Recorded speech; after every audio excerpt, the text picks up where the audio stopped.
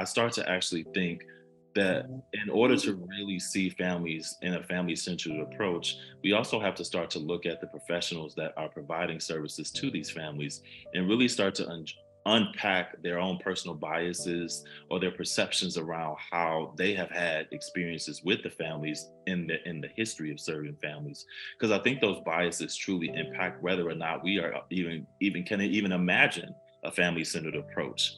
This idea or concept of involving members of a family to make decisions and valuing their input when families are coming into a system, and we're looking at children's behaviors and associating that to parenting practices. And so I think that if we're going to do that, we really have to look at how courts and how systems are really structuring out the way that they're looking at equity, and they're looking at their own biases around services serving families. Because I think that it's great to say, hey, we want a family, we want to create a space for families. But I think the problem that I'm finding is that we create this space for families, but there's no trickle down effect, and so the family isn't as a part of the system, because you can find that systems also don't trust families, and not only that, but systems have had families of multiple generations in front of them. And so this idea of like, wait, a family-centered approach,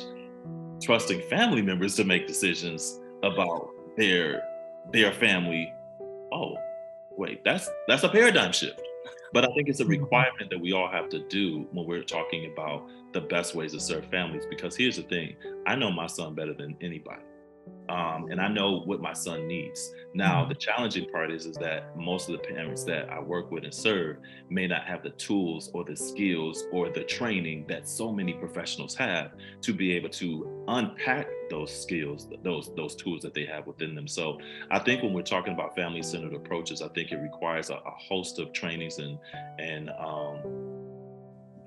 I think people just being intentional about making sure that we can be honest about what we think about families, Mhm. and really doing the work to change that. And I think it's possible and it's havable, but I think it really does require us doing some heavy lifting around our biases and perceptions around families and the culture of families in the system as well.